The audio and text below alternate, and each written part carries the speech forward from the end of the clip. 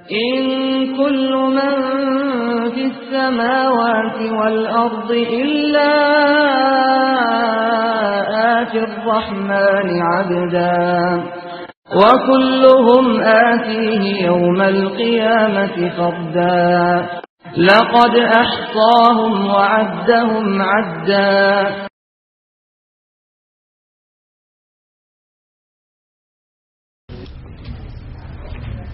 السلام عليكم ورحمة الله وبركاته. إن الحمد لله نحمده ونستعينه ونستغفره ونعوذ بالله من شرور أنفسنا ومن سيئات أعمالنا من يهده الله فلا مضل له ومن يضلله فلا هادي له وأشهد أن لا إله إلا الله وأشهد أن محمدا عبده ورسوله يا أيها الذين آمنوا اتقوا الله حق تقاته ولا تموتن إلا وأنتم مسلمون يا أيها الناس اتقوا ربكم الذي خلقكم من نفس واحدة وخلق منها زوجها وبث منهما رجالا كثيرا ونساء واتقوا الله الذي تساءلون به والأرحام إن الله كان عليكم رقيبا يا أيها الذين آمنوا اتقوا الله وقولوا قولا سديدا يصلح لكم أعمالكم ويغفر لكم ذنوبكم ومن يطع الله ورسوله فقد فاز فوزا عظيما أما بعد فإن خير الحديث كتاب الله وخير الهدي هدي محمد صلى الله عليه وسلم وشر الأمور محدثاتها وكل محدثة بدعة وكل بدعة ضلالة وكل ضلالة في النار. أعوذ بالله من الشيطان الرجيم. بسم الله الرحمن الرحيم. وأن هذا صراطي مستقيما فاتبعوه ولا تتبعوا السبل فتفرق بكم عن سبيله. মহান আল্লাহর সমস্ত প্রশংসা যে আল্লাহ পাক আমাদেরকে সৃষ্টি করেছেন এবং আমাদের মধ্য থেকে যাদেরকে আল্লাহ খাস অনুগ্রহ করেছেন তাদের সঠিক পথ দেখিয়েছেন। দরুদ ও সালাম নাজিল হোক প্রিয় নবী মুহাম্মদ রাসূলুল্লাহ সাল্লাল্লাহু আলাইহি ওয়াসাল্লামের প্রতি, যিনি আল্লাহর সত্য দ্বীন পূর্ণাঙ্গ রূপে মানব জাতি পর্যন্ত পৌঁছে দিয়েছেন এবং বিদায় হজে আল্লাহ পাকের পক্ষ থেকে আয়াত নাজিল হয়েছে। আল্লাহ পাক ইরশাদ করেছেন এই মর্মে, আল ইয়াউমা আকমালতু লাকুম দীনাকুম ওয়া আতমামতু আলাইকুম নি'মাতি ওয়া রাদিতু লাকুমুল ইসলাম দীনা। আজকে আমি তোমাদের দিন তোমাদের জন্য পূর্ণ করে দিলাম। ওয়া আতমামতু আলাইকুম নি'মাতি, আমার নিয়ামত তোমাদের উপর সম্পূর্ণ করলাম। ওয়া রাদিতু লাকুমুল ইসলাম দীনা, এবং ইসলামকে তোমাদের জীবন বিধান দিন স্বরূপ আমি মনোনীত করলাম। আল্লাহ পাক ঘোষণা করে দিয়েছেন যে আল্লাহ তার দিনকে নবী করিম সাল্লাল্লাহু আলাইহি সাল্লামের মাধ্যমে সম্পূর্ণ করেছেন।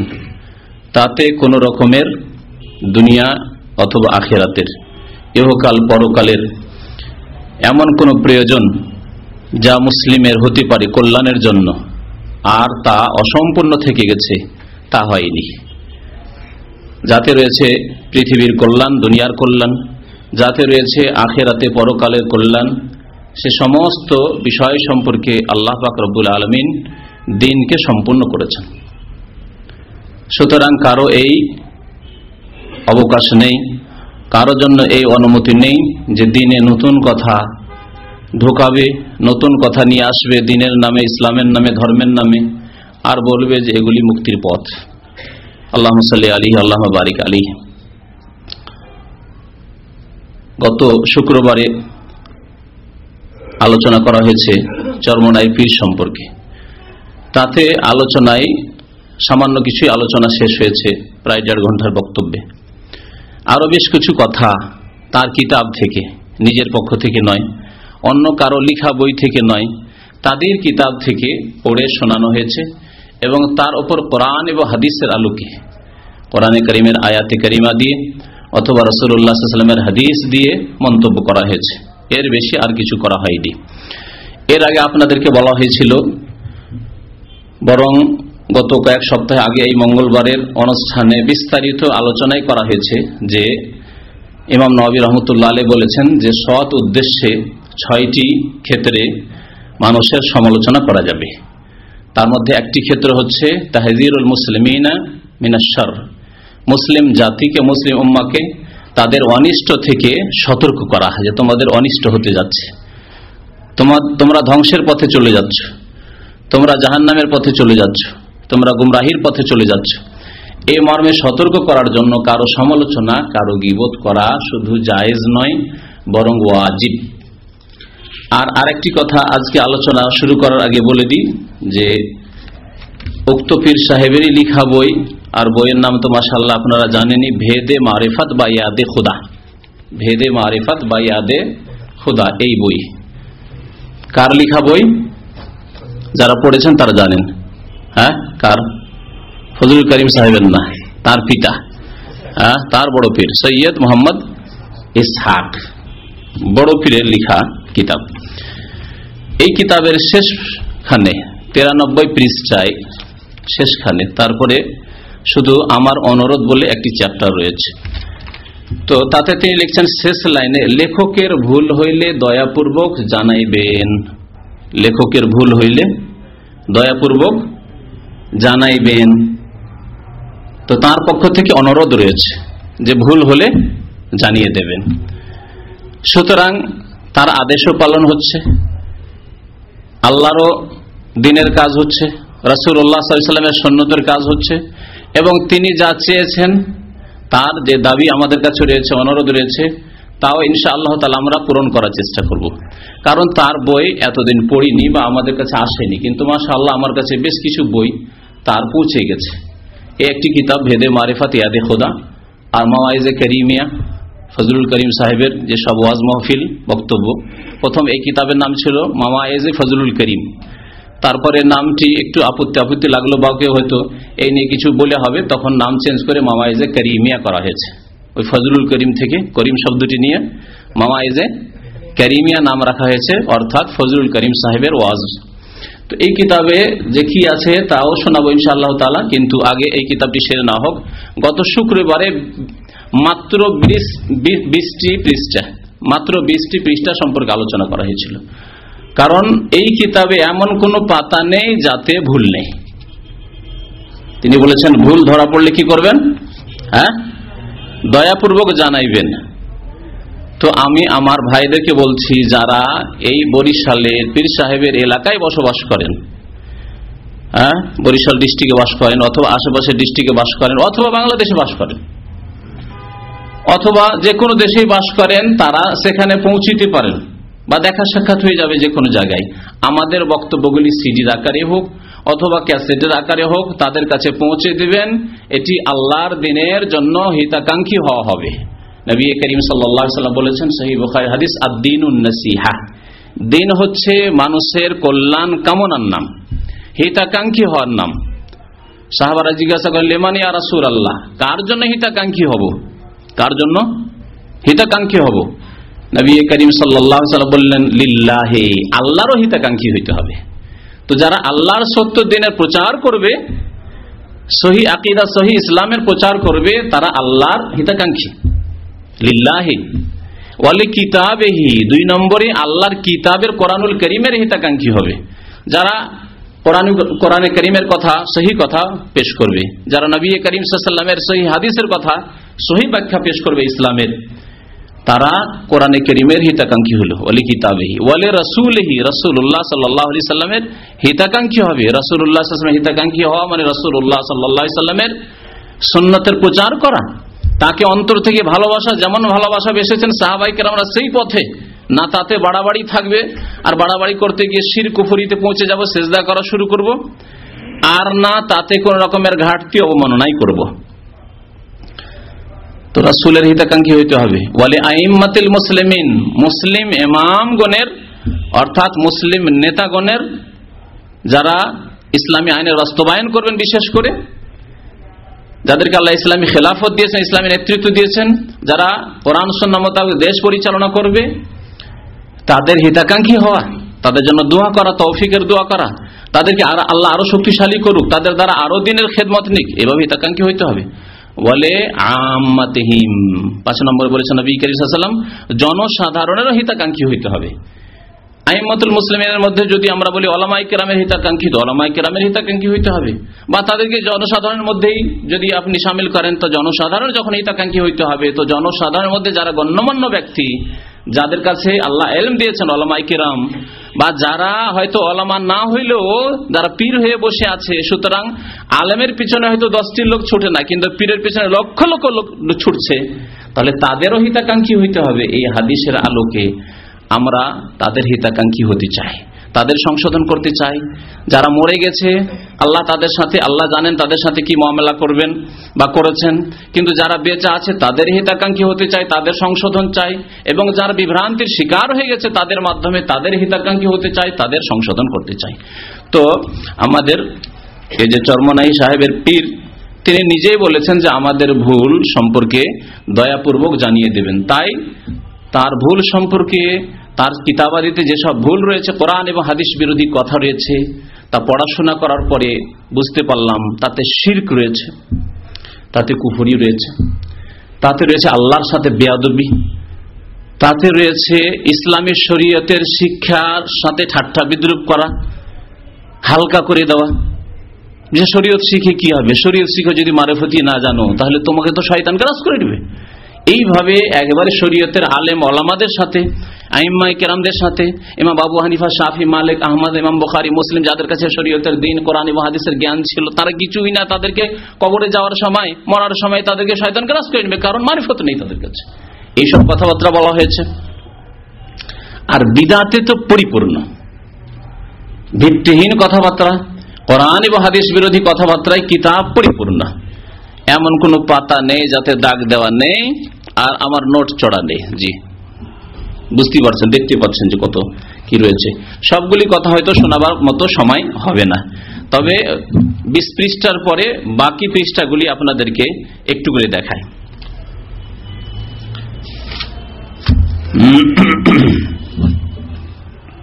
22 পৃষ্ঠায় এই পীর সাহেব ইসহাক সাহেব বলছেন যে কোন বুজুর্গ বলিয়াছেন, দেখেন দিনের কথা বর্ণনা করছি, ইসলামের কথা বর্ণনা করছি, আর তিনি বলছেন কি, কোন বুজুর্গ বলিয়াছেন মাল্লাইসা লাহু শাইখুন ফাশাইখুহু শাইতান, যে ব্যক্তির পীর নাই তাহার পীর শয়তান। কে বলিয়াছেন? আল্লাহ বলেছেন, তার রাসূল মুহাম্মদ সাল্লাল্লাহু আলাইহি ওয়াসাল্লাম বলেছেন, রাসূলের প্রথম খলিফা আবু বকর সিদ্দিক বলেছেন, দ্বিতীয় খলিফা ওমর ফারুক বলেছেন, তৃতীয় খলিফা উসমান গনি বলেছেন, চতুর্থ খলিফা আলী রাদিয়াল্লাহু তাআলা আনহু বলেছেন, আশরা মুবাশশাররা বলেছেন, কেউ 1,24,000 বেশি সাহাবায়ে কেরাম তারা কেউ বলেছেন। আসুন আরো আসুন, ইমাম আবু হানিফা রাহমাতুল্লাহ আলাইহি বলেছেন, ইমাম শাফি, মালিক, আহমদ কেউ বলেছেন না। তাহলে বললেন কে? কে বলল এই কথা? জি, আমি গত শুক্রবার এই কথা বলেছি। দেখেন, ওহী দুই প্রকার, এক হচ্ছে আল্লাহর ওহী, ওহীউল্লাহ, আল্লাহর ওহী। আল্লাহর ওহী কার কাছে হয়? বুজুর্গের কাছে হয় না নবীর কাছে, আম্বিয়া কেরামের কাছে হয়? আল্লাহর ওহী, যা প্রিয় নবী মুহাম্মদুর রাসূলুল্লাহ সাল্লাল্লাহু আলাইহি ওয়াসাল্লামের উপর শেষ ওহী হয়েছে। তার আগে যত আম্বিয়া কেরাম রাসূলগণ এসেছেন তাদের উপর ওহী হয়েছে। জি, আর তারা বিনা ওহীতে কোনো কথা বলতেন না। ওমা ইয়ানতিকু আনিল হাওয়া ইন হুয়া ইল্লা ওয়াহয়ুন ইউহা। প্রশ্ন করা হলে না জানা থাকলে চুপ হয়ে যেতেন, ওহী নাযিল হতো তারপরে জবাব দিতেন। আর আরেকটি ওহী হচ্ছে ওয়াহয়ুশ শায়তান, ওয়াহয়ুশ শয়তানের ওহী। আল্লাহ কোরআনে কারীমে ইরশাদ করেছেন, ওয়া ইন্নাশ শায়াতিনা লা ইউহুনা ইলা আউলিয়াইহিম, নিশ্চয় শয়তানরা তাদের বন্ধুদের কাছে, আউলিয়াদের কাছে ওহী করে থাকে। জি, তাহলে এটি এর উৎস কোথায়? তাহলে আল্লাহর ওহী না, কোরআনে নয়, হাদিসে নয়, সাহাবায়ে কেরামরা বললেন না, আইম্মায়ে কেরাম বললেন না, তাহলে আসলে কোত্থেকে, কোন বুজুর্গ থেকে? জি, এই শয়তানের ওহী। আচ্ছা, এই শয়তান ওহী করলো যে পীর ধরবে না তার পীর শয়তান, এই শয়তান ওহী করলো। আচ্ছা, বুজুর্গ শব্দটি যে বলেছেন, সত্যি বুজুর্গ, ইবলিস শয়তান কিন্তু সবচেয়ে বড় বুজুর্গ। বুজুর্গ মানে বড়, বুজুর্গ মানে কি? বড়, যে বয়সে বড় সে বুজুর্গ, মুরব্বী, 60 বছর 70 বছর বয়সে বুজুর্গ, বয়স প্রাপ্ত। তো ইবলিস শয়তানের বয়স সবচেয়ে বেশি। আদম আলাইহিস সালাম যখন সৃষ্টি হননি তখন ইবলিস শয়তান মওজুদ, আযাজিলের নামে আমাদের দেশে খুব প্রসিদ্ধ, তাই না? মওজুদ। আর এই বুড়া ইবলিস কিন্তু ও পানির ওপর ওর সিংহাসন আছে, আর বসে আছে, বসে আছে, পানিতে বসে আছে। আর যত জিন শয়তান আছে সব গিয়ে রিপোর্ট দিচ্ছে তাকে, যে আজকে এই করে এলাম, সেই করে এলাম, আজকে একজনকে মুরিদ বানিয়ে এলাম, আজকে একজন কবরকে সেজদা করিয়ে এলাম, আজকে একজন মুরিদকে দেখলাম যে পীরের পায়ের তলায় গোড়াগড়ি করছে। কারণ এই শিক্ষা দিয়েছে যে পীরের পায়ের তলায় যত গোড়াগড়ি করতে পারেন ততই আপনার উন্নতি, ততই ওলিয়ে কামেল হতে পারবেন আপনি। এই সব শিক্ষায় দেওয়া হয়েছে ভেদে মারিফাত ইয়াদে খোদাই। পড়ে পড়ে শোনাবার সবগুলি কথা হয়তো সময় হবে না, সেজন্য কিছু কথা না পড়েও বলছি। তো এই কথাটি তাহলে কোন বুজুর্গের? শয়তান বুজুর্গের।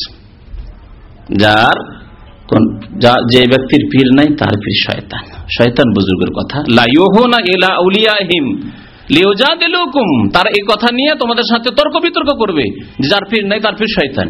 কোরআনও নাই হাদিসও নাই, তোমাদের সাথে ঝগড়া করবে। দেখো পীর না থাকলে তোমার পীর নেই, তখন তোমার পীর শয়তান। ঝগড়া করে না, তর্ক বিতর্ক করে না বিদাতিরা? লিউজাদিলুকুম, আল্লাহ কোরআনে বলে দিয়েছেন। আল্লাহু আকবার। আল্লাহ জানেন মানুষের অন্তরের কথা যে এরকম করবে। ওয়াইন আতাতুমুহুম, তাদের কথা যদি মানো, যার পীর নাই তার পীর শয়তান, এই কথা যদি মানো, ইন্নাকুম লামুশরিকুন, তাহলে তোমরা মুশরিক হয়ে যাবে, শিরকের পথে চলে যাবে। সুবহানাল্লাহ। তাহলে শয়তানের ওহী যাদের দিনের উৎস, ধর্মের উৎস, মানে ধর্ম নেওয়ার স্থান, যেখান থেকে ধর্ম নিচ্ছে তারা, কোরআন হাদিস থেকে নয়, ইন্নাকুম লামুশরিকুন, তাদের আনুগত্য করলে শিরকের পথে চলে যাবে।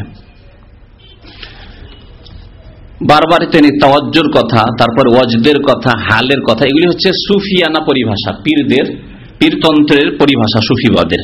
ওয়াজদ, হাল, তারপরে তাওয়াজ্জুহ, পীরের তাওয়াজ্জুহ, এগুলোর ব্যাখ্যা সামনে আসছে। এগুলো বিভিন্ন এতে কিতাবের বিভিন্ন পৃষ্ঠাতে তিনি এগুলি উল্লেখ করেছেন যে পীরের তাওয়াজ্জুহ না হলে আপনার কোনো উন্নতি হবে না, আপনি বড় ব্যক্তি হতে পারবেন না, আল্লাহকে পেতে পারবেন না। পীরের ফাইজ, আরেকটি হচ্ছে ফাইজ, ফাইজ না পেলে আপনার জীবনে না উন্নতি হবে, না পরকালে উন্নতি হবে, না ধর্মীয় উন্নতি হবে, ইত্যাদি ইত্যাদি এসব কথাবার্তা রয়েছে। আচ্ছা শোনেন আরেকটি কথা, কাল কিয়ামতে আমি মাঝে মাঝে কোরআনের আয়াত পেশ করব তাদের উক্তির সাথে সাথে। আরেকটি কথা এখানে আরো বলে চলি, তা হচ্ছে এই যে আমরা এই কথাগুলি কেন বলছি? এমনিতে বলছি না আল্লাহ বলতে বলেছেন, তার রাসূল বলতে বলেছেন? নবী করিম সাল্লাল্লাহু আলাইহি ওয়াসাল্লাম ইরশাদ করেছেন মুসলিম শরীফের হাদিস, মান রা মিনকুম মুনকারান, যেই ব্যক্তি ইসলাম বিরোধী কাজ অথবা কথা দেখবে, ফালিয়ুগাইয়িরহু বিয়াদিহি, তাহলে সে হাত দ্বারা বল প্রয়োগ করে বাধা দেবে। যেই ব্যক্তি মুনকার কাজ দেখবে, শিরক সবচেয়ে বড় মুনকার, বিদআত এমন মুনকার যেই বিদআত করলে শয়তান সবচেয়ে বেশি খুশি হয়। কারণ শয়তান জানে যে বিদআত করছে, ধর্ম মনে করে করছে, এর তওবার তৌফিক হবে না, এই ছাড়বে না। কিন্তু চোর চুরি করা ছেড়ে দিতে পারে, ডাকাত ডাকাতি করা ছেড়ে দিতে পারে, মিথ্যুক মিথ্যা কথা বলা ছেড়ে দিতে পারে, ব্যভিচারকারী ব্যভিচার ছেড়ে দিতে পারে, কারণ সেগুলি পাপ মনে করি করছে, ও নেকির কাজ মনে করি এসব কাজ করে না কেউ। ফিল্ম দেখা লোক ব্লু ফিল্ম দেখছে, তারপর ছেড়ে দিতে পারে, কারণ সেটা নাকি মনে করে না। কিন্তু যে ব্যক্তি বিদআত করছে, পীর বানাচ্ছে অথবা পীর মুরিদ বানাচ্ছে অথবা মুরিদ হচ্ছে, পীর মুরিদ বানাচ্ছে অথবা মুরিদ গিয়ে পীরের কাছে মুরিদ হচ্ছে, এগুলি কাজ ধর্ম মনে করে, নেকি মনে করে, সওয়াব মনে করে, আখিরাতে সম্বল মনে করে করছে। সুতরাং এগুলি কিয়ামত পর্যন্ত ছাড়বে না, ছাড়বে না, ইল্লা মান রাহিমাল্লাহ। আল্লাহ স্পেশাল যদি কারো সম্পর্কে ইচ্ছা করেন যে কে হেদায়েত করব, তার কথা ব্যতিক্রম। এজন্য অল্পই বিদাতি হেদায়েত হয়, চোর ডাকাত বহু হেদায়েত হয়, বেনামাজি অনেকেই হেদায়েত হয়, কিন্তু অল্প বিদাতি হেদায়েত হয়। আবার বিদাতি যদি আবার হেদায়েত হয়ে যায় বড় শক্ত হয়, কিন্তু এটিও পরীক্ষিত। কারণ তার তিক্ত অভিজ্ঞতা, হায় আমাকে কোথায় নিয়ে যাচ্ছিল রে, আমাকে শিরক কুফরি করিয়ে এইসব বিদাত করে আমাকে তো জাহান্নামে নিয়ে যাচ্ছিল। যার ফলে যে শিরক বিদাত করে এসছে সে যদি হেদায়েত হয়ে যায়, তো জন্মগত যারা সুন্নতের অনুসারী তাদের চেয়ে অনেক পাকা হয়ে যায়, মজবুত হয়ে যায়। বল প্রয়োগ করে হাত দ্বারা বাধা দিবে যদি অন্যায় কাজ দেখো, তো ফাইন লাম ইয়াস্তাতি, যদি তা না পারো, বল প্রয়োগ করে বাধা দিতে পারছো না, ফাবে লিসানিহি, জবান দ্বারা, কথার দ্বারা, কলমের দ্বারা বাধা দেবে। তাও যদি না পারো, ওয়াইল্লাম ইয়াস্তাতি, তাও পারো না, না জবানে বলতে পারো, না ভুল ধরার ক্ষমতা আছে, শিরককে শিরক বলার ক্ষমতা আছে, বিদাতকে বিদাত বলার ক্ষমতা আছে, ভুলকে ভুল বলার ক্ষমতা আছে, এইরকম যোগ্যতা নেই। বা যোগ্যতা থাকলেও বুঝছেন, কিন্তু মানুষের কাছে প্রকাশ করার মতো ক্ষমতা নেই, বলারও ক্ষমতা নেই, লিখারও ক্ষমতা নেই। ফাবে কালবিহি, অথবা এমন সমাজে আছেন যেখানে আপনি মুখ খুলতেই পারছেন না, বললে মুশকিল করে দিবে আপনার। তাহলে আল্লাহ রাসূল সাল্লাল্লাহু আলাইহি ওয়াসাল্লাম বলছেন কি, ফাবি কালবিহি, অন্তর থেকে ঘৃণা করে প্রতিবাদ জানাও, ওয়াযালিকা আযআফুল ঈমান, আর এটি হচ্ছে ঈমানের সর্বনিম্ন স্তর। আল্লাহ পাক আমাকে বল প্রয়োগ করে বাধা দেওয়ার তৌফিক দেননি, এটি দিয়েছে বাংলাদেশের সরকারকে। বাংলাদেশের শিরক বিদআত হচ্ছে, বাংলাদেশের সরকারকে বল প্রয়োগ করে বাধা দেওয়ার তৌফিক আল্লাহ দিয়েছেন। তাদেরকে কাল কিয়ামতে জবাবদিহি করতে হবে বল প্রয়োগ করে বাধা না দিলে। বাকি কথা হলো আমাদের মতো যারা উলামায়ে কেরাম যারা বুঝতে পারছেন যে এগুলি শিরক বিদআত ভুল, তাদের ফরজ দায়িত্ব হচ্ছে ফাবে লিসানিহি, জবান দ্বারা কথার দ্বারা এই মুনকার, ইসলাম বিরোধী, ইসলামী সহি আকীদা বিরোধী, সুন্নাত বিরোধী যেসব আকীদা আমল রয়েছে তার কি করা, খণ্ডন করা, এবং সেই সম্পর্কে উম্মতকে বুঝিয়ে দেওয়া, স্পষ্ট করে দেওয়া উম্মতের কাছে, যাতে উম্মত স্পষ্ট হয়ে সহি পথে চলে, আর না হলে স্পষ্ট পথ জানার পরে গুমরাহ হয়ে জাহান্নামে যায়। লিয়াহলিকা মান হালাকা আন বাইয়িনা ওয়া ইয়াহইয়া আন মান হাইয়া আন বাইয়িনা। আল্লাহ কোরআনে কে ইরশাদ করেছেন যে যখন মানুষের সামনে সত্য পথ স্পষ্ট হয়ে যাবে তখন হয় মানবে, তাহলে মানলে সোজা পথে চললো, ভালো কথা, আর না হলে লিয়াহলিকা মান হালাকা আন বাইয়িনা, যদি অমান্য করে যে না আমরা মানবো না, আমরা ছাড়বো না এইসব তরিকা, তাহলে হালাক হোক, ধ্বংস হোক, জাহান্নামে পতিত হোক, আন বাইয়িনা, জানা শোনার পরে। এই কথা কাল কিয়ামতে না বলতে পারে যে আমাদের কোনো আলেম জানায়নি। তাহলে এই ইসলামী আকীদা বিরোধী, সুন্নাত বিরোধী বিদআত, শিরক যে ছড়াছড়ি রয়েছে এইসব কিতাবাদিতে বা এরকম পীরতন্ত্রে, সুফিবাদে, এ সম্পর্কে যারা কোরআন এবং হাদিসের উলামা, যারা উলামায়ে দ্বীন, উলামায়ে ইসলাম, তাদের ফরজে কিফায়া দায়িত্ব, ফরজে কিফায়া দায়িত্ব। কমের পক্ষে এই দায়িত্বের হুকুম হচ্ছে ফরজে কিফায়া, অর্থাৎ কিছু উলামায়ে কেরাম যদি এই সম্পর্কে আলোচনা করে দেয় আর দেশের মানুষ, সমাজের মানুষ, বাঙালি জাতি যদি জেনে নেয় যে এসব শিরক বিদআত, তাহলে যথেষ্ট, সমস্ত উলামা মাফ পেয়ে যাবেন ইনশাআল্লাহ তাআলা। কিন্তু যদি কেউ না জানায়, সবাই চুপ হয়ে আছে, যার এদের লক্ষ লক্ষ সংখ্যা, আর এদের বিরুদ্ধে জবান খোলা মানেই মুশকিল ব্যাপার স্যাপার, সুতরাং বলতে হবে না, চুপ থাকো, জেনে শুনে হয়তো চুপ থাকলো, অথবা জানতে পারলো না, চেষ্টাও করলো না, গবেষণামূলক পড়াশোনা করলো না, যেগুলো কি বলা হচ্ছে কোরআন এবং হাদিস, এগুলির নাম ইসলাম। এই ইসলাম নিয়ে আল্লাহ রাসূল সাল্লাল্লাহু আলাইহি ওয়াসাল্লাম প্রেরিত হয়েছিলেন, পড়াশোনাই করলো না, চেষ্টাই করলো না, তাহলে সবাই গুনাহগার হবে। তাহলে কমের পক্ষে এরকম হচ্ছে ফরজে কিফায়া। যদি একজন থাকে, কেউ বলছে না, একজন এই সহিহ কথাগুলি জানতে পারলো যে এগুলি হচ্ছে শিরক বিদআত, তাহলে তার উপর ফরজে আইন, ফরজে আইন। কেউ যখন নেই প্রতিবাদ করার, তাহলে একজনের উপর ফরজে আইন হয়ে যাবে। তো যাই হোক না কেন, আমাদের এই আলোচনা কমের পক্ষে ফরজে কিফায়া, কমের পক্ষে ফরজে কিফায়া। যদি অন্য অন্য আলেমরা আরো থাকেন যারা তাদেরকে এই ব্যাপারে সতর্ক করে থাকেন অথবা এই সম্পর্কে আলোচনা করে থাকেন, তবে তো আসুন দেখি তাদের কিছু কথা।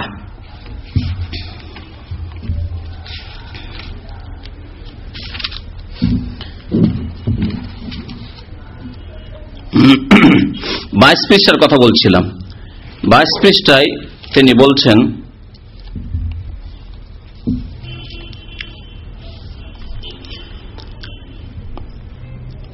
এবং যদি কেউ মাওলার প্রেমে মত্ত হইয়া বেলা ইখতিয়ার, অনিচ্ছাকৃত ভাবে চিখ দেয় অথবা হাত পা আছড়ায়, তবে সে আল্লাহর ওলি।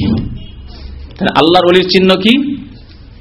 এই কিতাবে পেলেন ভেদে মারিফাতে। আল্লাহর ওলির চিহ্ন হচ্ছে যে কি করা, চিখ দেই অথবা হাত পা আছড়ায়। চিখ দেওয়া, হঠাৎ করে চিখ দিল একবারে, তারা এই হাল হলো, অথবা হাত পা আছড়ায়, লাফ দিয়ে সামিয়ানার উপরে উঠে যায়, আর না হলে স্টেজে উঠে যায়, বুঝতে পেরেছেন? তো এইসব তারা করে। তো এসব যদি করে তো সে হচ্ছে কি আল্লাহর ওলি। কোরআনে আছে এ কথা, হাদিসে আছে, চার ইমামের কোন ইমামের কথায় আছে, উক্তিতে আছে? আমাদের হানাফি ভাইরা এবং চরমনায় নিজেও হানাফি বলে দাবি করে, হানাফি হয়ে মরল, তাদেরকে বলছি হানাফি মযহাবের ফিকর কিতাবাতে হেদায়া বেকায়াত আছে? জি, তাহলে দ্বীন ইসলামে নেই। আল্লাহ কোরআনে কি বলেছেন শুনবেন, কোরআনের কথা, যে ওলিকে আলা ইন্না আউলিয়া আল্লাহ লা খাউফুন আলাইহিম ওয়া লা হুম ইয়াহজানুন। আল্লাহর আউলিয়া কারা? আউলিয়া আল্লাহ। এখানে কি বলা হয়েছে? আউলিয়া আল্লাহ। আল্লাহর ওলি কারা? আল্লাযীনা আমানু ওয়া কানু ইয়াত্তাকুন, দুইটি লক্ষণ, দুইটি গুণ আল্লাহ বলেছেন। যারা তাদের ঈমানকে সুন্দর করেছে, ঈমান নিয়ে এসেছে। ঈমানের সংজ্ঞা বললে সময় লাগবে। ঈমানের যে পিলারগুলি রয়েছে, স্তম্ভ রয়েছে, সেগুলি সম্পর্কে বিস্তারিত জ্ঞান আছে এবং তার বাস্তবায়ন রয়েছে, 6টি স্তম্ভ। তারপর ওয়া কানু ইয়াত্তাকুন, এবং তারা আল্লাহ ভীরু, আল্লাহকে ভয় করে। জীবনের প্রত্যেকটি ক্ষেত্রে আল্লাহকে ভয় করে। খাওয়ার ক্ষেত্রে আল্লাহকে ভয় করে, পড়ার ক্ষেত্রে কি পড়লাম আল্লাহকে ভয় করে, নামাজ পড়ার ক্ষেত্রে আল্লাহকে ভয় করে, ইবাদত বন্দেগী ঠিকভাবে করলাম কিনা আল্লাহকে ভয় করে, আচার আচরণ চলাফেরার ক্ষেত্রে আল্লাহকে ভয় করে, মাতা পিতার সেবার ক্ষেত্রে আল্লাহকে ভয় করে। জি, জীবনের প্রত্যেক ক্ষেত্রে আল্লাহকে ভয় করে। আল্লাযীনা আমানু ওয়া কানু ইয়াত্তাকুন। আর এখানে বলা হচ্ছে যে আচার পাচার করা আর চিক দেওয়া, এগুলি হচ্ছে ওলির লক্ষণ। বুঝতে পারলেন? এই আয়াত কোথায় রয়েছে? সূরা ইউনূস আয়াত নম্বর আপনার 63, 64, 65 রয়েছে। তো তারপরে শুনুন, তারপরে কি বলছেন তিনি। আচ্ছা, এই আল্লাহর ওলি যে হয়ে গেল, যে আচার পাচার করছে, যে চিক দিচ্ছে, এসব করছে, তাহাকে কেউ ইনকার বা ঠাট্টা করলে তাহার উপর নিশ্চয়ই আল্লাহ পাকের গজব অবতীর্ণ হইবে। দলিল আছে? যদি কেউ ঠাট্টা করে, যারে আচার পাচার করছে, তাহলে আল্লাহর কি হবে? গজব হবে। সুবহানাল্লাহ। শুনবেন আয়াত এই সম্পর্কে, যা কোরআনে হাদিসে কোত্থেকে আসলো শুনেন। সূরা নাজম আয়াত নম্বর 23 আল্লাহ ইরশাদ করেছেন, ইন হিয়া ইল্লা আসমাউন সাম্মাইতুমুহা, এগুলি তোমাদের মনের কথা, নাম, বিভিন্ন নাম, বিভিন্ন তরিকার নাম। এটা চরমনাই তরিকা, এটা শস্যিনার তরিকা, এটা সাবেরি তরিকা, এটা মুজাদ্দিদি তরিকা, এটা চিস্তি তরিকা। ইন হিয়া ইল্লা আসমাউন, এগুলি সব নাম মাত্র। হিন্দুদের যেমন দেবী দেবতার নাম, আল্লাহ তুজা মানাচ্ছিল কোরাইশ দেবী দেবতার নাম, তেমন এই সুফিবাদের এসব হচ্ছে নাম। সাম্মাইতুমুহা আনতুম, আল্লাহ বলছেন তোমরা এসব নাম রেখেছো, আমি আল্লাহ নাম রাখিনি। সব চিস্তি, কাদেরি, সাহারওয়ার্দী, মুজাদ্দিদি, এসব নাম আমি রাখিনি। ইন হিয়া ইল্লা আসমাউন সাম্মাইতুমুহা আনতুম ওয়া আবাউকুম, তোমাদের বাপদাদারা এসব রেখেছে, তোমাদের বাপদাদা পূর্বপুরুষ এসব নাম রেখেছে। তারপরে কি বলছেন আল্লাহ? আরো শোনেন, আরো স্পষ্ট, মা আনজালাল্লাহু বিহা মিন সুলতান, আল্লাহ এ সম্পর্কে কোন সনদ, দলিল, প্রমাণ নাযিল করেননি। কোরআনে অনেক হাদিসে কিচ্ছুতে নেই, নাযিলই করেননি সব কথাবার্তা। মা আনজালাল্লাহু বিহা মিন সুলতান, তাহলে পেলে কোত্থেকে? তাও আল্লাহ বলছেন, ইয়াত্তাবিউনা ইল্লা যান্না, তারা শুধুমাত্র অনুমান ভিত্তিক চলে, যে এই পথে মনে হয় মুক্তি আছে। অনুমান, আন্দাজ, একটা আইডিয়া। আমাদের বড়রা বলেছেন এই পথগুলি ভালো হবে। জান যাকে বলা হয়েছে, ইয়াত্তাবিউনা ইল্লা যান্না, তারা অনুসরণ করে শুধুমাত্র তাদের আন্দাজ, তাদের অনুমান, এসবকে, তাদের ধারণা, এসবকে। তারপরে আল্লাহ কি বলছেন? ওয়ামা তাহওয়াল আনফুস, আর কাকে অনুসরণ করে? তাদের প্রবৃত্তিকে। তাহওয়াল আনফুস, তাদের মন যা চায়। মন চায় এরকম জিকির করতে, ছয় লতিফা জিকির করতে, মন চাই জিকির করতে গিয়ে আচার পাচার করতে, চিক দিতে। তাই আল্লাহ পাক রব্বুল ওইভাবেই গোমরা করেছেন। আচ্ছা, এগুলি হয় কেন? তাদের আলোচনা তো করবো, কিন্তু এই সংশয়গুলো দূর করা জরুরি। চোখের সামনে দেখতে পাচ্ছেন যে একটা লাফ দিল, হ্যাঁ, জিকির করতে করতে লাফ দিল, গড়াগড়ি করছে, চিক মারছে, এসব হয় কেন? এগুলি হচ্ছে আহওয়ালুন শয়তানিয়া, শয়তান পথভ্রষ্ট করার জন্য লেগে আছে। এগুলো শয়তানি হাল, এগুলি কোরআন এবং হাদিসের সুন্নতি হাল নয়। জি, এসব যে হয়, এই অবস্থা সৃষ্টি হয়, এগুলো হচ্ছে আহওয়ালুন শয়তানিয়া। এগুলো হিন্দুদের সাধু সন্ন্যাসীদেরও হতে পারে, অগ্নি পূজকদের, ধর্মযাজকদেরও হতে পারে, আর বুদ্ধিস্টের ধর্মীয় নেতাদেরও হতে পারে, ধর্মকর্ম যারা করে তাদেরও হয়। জি, আর খ্রিস্টানদের বনে জঙ্গলে যারা পুজো পাঠ করে, ইবাদত করে, তাদেরও হতে পারে। আর সুফিবাদও রয়েছে, কারণ সুফিবাদ হচ্ছে সবগুলির মিক্সচার। ভর্তা বানালে অনেক কিছু দিতে হয়, তাই না? ভর্তা বানিয়ে ওপরে মালিশ করে দেয় ইসলামের তেল দিয়ে মালিশ করে ইসলামের লেবেল লাগিয়ে দেওয়া হয়েছে। সুফিবাদ মানে হচ্ছে ইসলাম, আল্লাহকে পাওয়ার রাস্তা। জি, তারপরে শোনেন, আল্লাহর গজব অবতীর্ণ হবে যদি ঠাট্টা মজাক করে কেউ। আল্লাহর ফজলে মুমিনকে মৃত্যুর পরে কবরে রাখা মাত্র তাহার কলব হইতে এক প্রকার নূর প্রকাশ হইয়া কবর আলোকিত হইয়া যাইবে। কোথায় আছে? আছে কোরআন হাদিসে। যতগুলি কথা লেখা আছে কোরআন হাদিসেই নেই, কোরআনে অনেক হাদিসও নেই যে কবর থেকে আলো বেরোবে না, মুমিনের কলব থেকে আলো বেরোবে। মুমিন যখন কবরে যাবে তার কলব থেকে কি বেরোবে বললাম? আলো বেরোবে আর তার কবরকে আলোকিত করে দিবে। এই কথা তো হাদিসে থাকতে হবে কমের পক্ষে। আরে কোরআনে না হয় নাই তো হাদিসে তো থাকবে। কোথায় আছে? হাদিস আছে যে আল্লাহ পাক রব্বুল আলামিন বলবেন, যদি জবাব ঠিক করে দিতে পারে তো বলবে ফাফরিশুহু মিনাল জান্নাহ, জান্নাতের বিছানা বিছিয়ে দাও, ওয়ালবাসুহু মিনাল জান্নাহ, জান্নাতের লেবাস পরিয়ে দাও, ওয়াফতাহু লাহু বাবান ইলাল জান্নাহ, জান্নাতের দরজা খুলে দাও, জান্নাতের দরজা খুলে দাও। কোথায় আছে? মুমিনের কলব থেকে নূর যাবে, অর্থাৎ যারা মুরিদ অথবা পীর তাদের কলব থেকে নূর যাবে আর কবর আলোকিত হয়ে যাবে। এবং কবর একটি ফল ফুলের বাগানে পরিণত হইয়া যাইবে, ফল ফুলের বাগানে পরিণত হয়ে যাবে। আল্লাহু আকবার, সব ভ্রান্ত কথা। তারপরে শোনেন, এবং যেই ব্যক্তি হক্কানি পীরের কাছে মুরিদ হইয়া মারিফত অর্জন করার জন্য আখিরি মুশাহাদার সবক নেওয়ার আশায় সবক জপ্ত করিতে করিতে ইন্তেকাল করেন, আপনি মুরিদ হয়ে গেলেন, কত ফজিলত। কারণ মুরিদের সংখ্যা তো বাড়াইতে হবে, আর মুরিদের সংখ্যা বাড়াইলে নজর নিয়াজ আর আয় ইনকাম উপার্জন শুরু হয়ে যাচ্ছে। মাশাআল্লাহ, গরিব হয়ে নেই।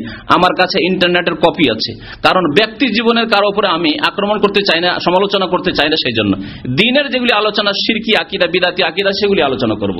নাহলে ব্যক্তি জীবনে কত প্রপার্টির মালিক এই আপনার চরমনাই, এবং এই প্রপার্টি নিয়ে কি ছিনিমিনি খেলা করেছে তার সৎ ভাইদের সাথে আর সৎ মার সাথে, ইন্টারনেটে আমার কাছে এই অফিসে আছে, মজুদ আছে, আলহামদুলিল্লাহ। কিন্তু সেটি এর বেশি আলোচনা করব না। যদি অতিরিক্ত কেউ জানতে চান তাদের প্রপার্টি সম্পর্কে, তাহলে সেখান থেকে জানতে পারবেন আপনি, সেই ইন্টারনেট থেকে কত প্রপার্টির মালিক তারা। কিন্তু আলেমরা বাংলাদেশে সবচেয়ে গরিব হচ্ছে আলেম, যারা কোরআন এবং হাদিসের আলেম তারা সবচেয়ে বেশি গরিব। কারণ নবী করিম সাল্লাল্লাহু আলাইহি সাল্লাম গরিব ছিলেন, দরিদ্র ছিলেন, এবং তার ওয়ারিস যারা হবে ওয়াল উলামা ওয়ারাসাতুল আম্বিয়া, তারা দরিদ্র হবে। আর বাকি যেহেতু পীরেরা নবীর ওয়ারিস নাই, সেই জন্য পয়সাওয়ালা। শোনেন, তারপরে ইন্তেকাল যদি করে মানে পীরের মুরিদ হয়ে, তাহলে কি হবে? আমার পীর সাহেব কিবলা ফরমায়াছেন, পীর সাহেব কি কিবলা। আমি এই কয়েক বছর আগে পর্যন্ত এই দেওবন্দীদের সম্পর্কে, কারণ এই চরমনাইয়ের পীর ফজলুল করিম বারবার এই কিতাবেও, তার বাবা এবং ওই আরো কিতাবগুলিতেও রশিদ আহমদ গাঙ্গুহির তরিকার খুব দোহাই পড়েছেন, এবং সেই তরিকার তিনি প্রচারক। তো কথা হচ্ছে যে রশিদ আহমদ গাঙ্গুহির তরিকা মানে দেওবন্দি তরিকা। তো আমি ভাবতাম যে দেওবন্দি তরিকাতে মনে হয় এই কাবা ছাড়া আর কোনো কিবলা বলে না, বেরেলবিদের মতো, রিজভিদের মতো। কিন্তু না, এরা আহমদ রেজা খানের ভাই, পাশাপাশি এরা। এই দেওবন্দি আকিদাতেও যে পীরে কিবলা, পীর কিবলা হয়, তার প্রমাণ এই কিতাবে পৃষ্ঠায় পৃষ্ঠায় পাবেন। তার মধ্যে দেখেন কি বলছে, আমার পীর সাহেব কিবলা ফরমায়াছেন এই তিন সম্প্রদায় শহীদি দরজা পাইবেন। কে বলেছেন? আল্লাহ বলেছেন, রাসূল বলেছেন যে পীরের মুরিদ হয়ে যদি মুরাকাবা মুশাহাদা করতে করতে মারা যাও তাহলে শহীদ হবো। হয় আল্লাহ বলবেন, আর না হলে রাসূল বলবেন, তাহলে শরীয়ত হবে যে সত্যি শহীদ। কে বলেছে? আমার পীর সাহেব কিবলা বলিয়েছেন, মানে কারি ইব্রাহিম সাহেব বলিয়েছেন, ইসহাক সাহেবের পীর সাহেব কারি ইব্রাহিম সাহেব, তিনি বলেছেন। জি, এই হলো তাদের দিন। মা আনজালাল্লাহু বিহা মিন সুলতান ইন ইয়াত্তাবিউনা ইল্লা যান্না ওয়া মা তাহওয়াল আনফুস। তারপর ওই আয়াতটা শেষ করিনি, আর একটু আছে। এরা প্রবৃত্তির অনুসরণ করে, খেয়াল খুশির অনুসরণ করে, আর অনুমান ভিত্তিক কথাবার্তা বলে। তারপর আল্লাহ কি বলছেন? ওয়ালাকাদ জাআহুম মির রাব্বিহিমিল হুদা। অথচ তাদের কাছে আল্লাহর পক্ষ থেকে হিদায়াত কোরআনুল কারীম এসে গেছে, রাসূলুল্লাহ সাল্লাল্লাহু আলাইহি ওয়াসাল্লামের সহিহ হাদিস এসে গেছে। দিনকে আল্লাহ আল ইয়াউমা আকমালতু লাকুম, দিনকে আমি কমপ্লিট করে দিয়েছি আল্লাহ বলছেন। তারপরেও তারা নেবে না, যথেষ্ট হলো না তাদের জন্য।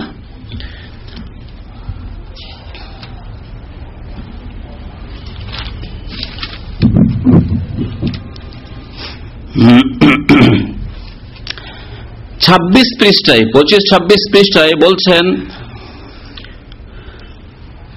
সত্যই কিয়ামতের অবস্থা এইরূপ হইবে এবং আল্লাহর হুকুমে সেই দিন মানে কিয়ামতের দিন নিঃসন্দেহে পীরগণ থেকে সাহায্য পাওয়ার আশা করা যায়। কাল কিয়ামতে হাসরের মাঠে নিঃসন্দেহে পীরগণ থেকে সাহায্য পাওয়ার আশা করা যায়। যাদের আকীদা এরকম, যাদের কথাবার্তা এইরকম, তাদের থেকে সাহায্য পাওয়ার আশা করা যায়। অথচ কাল কিয়ামতে কি অবস্থা হবে তা কোরআনে কারীমে আল্লাহ পাক রব্বুল আলামিন বহু আয়াতে বর্ণনা করেছেন। আল্লাহ পাক ইরশাদ করেছেন, আম্পারার একটি সূরাই রয়েছে, ইয়াউমা ইয়াফিরুল মারউ মিন আখিহি ওয়া উম্মিহি ওয়া আবিহি ওয়া সাহিবাতিহি ওয়া বানিহি লিকুল্লি ইমরিন। আল্লাহ কি বলছেন? একে অপরকে দেখে পালাবে, স্ত্রী স্বামীকে দেখে পালাবে, স্বামী স্ত্রীকে দেখে পালাবে, বাবা ছেলেকে দেখে, ছেলে বাবাকে দেখে, ভাই বোনকে দেখে, ইত্যাদি ইত্যাদি। আল্লাহ পাক এসব কথাবার্তা বলে তারপরে বলছেন শেষখানে কি, লিকুল্লিমরিন, প্রত্যেক মানুষের এমন অবস্থা হবে, জানিয়েছে ব্যস্ত থাকবে। তো প্রত্যেক মানুষের মধ্যে পীর নয় নাকি তার ঊর্ধ্বে? আল্লাহর কথা ভুল না পীরের কথা ভুল? আল্লাহু আকবার, আল্লাহু আকবার। আল্লাহ যদি ইন্না ফি যালিকা লাযিকরা, এই কোরআনে কারীমের আয়াতে আল্লাহ বলছেন তোমাদের জন্য উপদেশ রয়েছে, কিন্তু কার জন্য উপদেশ রয়েছে? লিমান কানা লাহু কালবুন, যার হৃদয় আছে, হৃদয় দিয়ে চিন্তা করে যে আলোচনা যে হচ্ছে এতে কোরআনুল কারীমের কথা হচ্ছে, এগুলি ঠিক না এই পীরে কিবলা লিখে রেখেছে, পীরে কিবলার কথা ঠিক।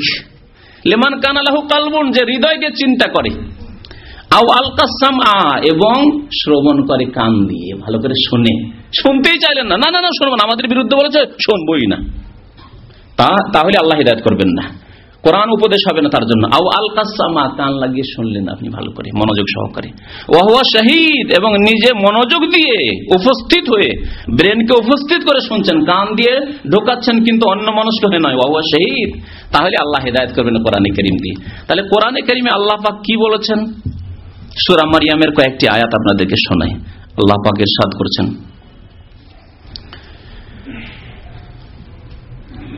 ইন কুল্লু মান ফিস সামাওয়াতি ওয়াল আরদ ইল্লা আতির রহমানি আবদা। সূরা মারইয়াম আয়াত নম্বর 93, 94, 95।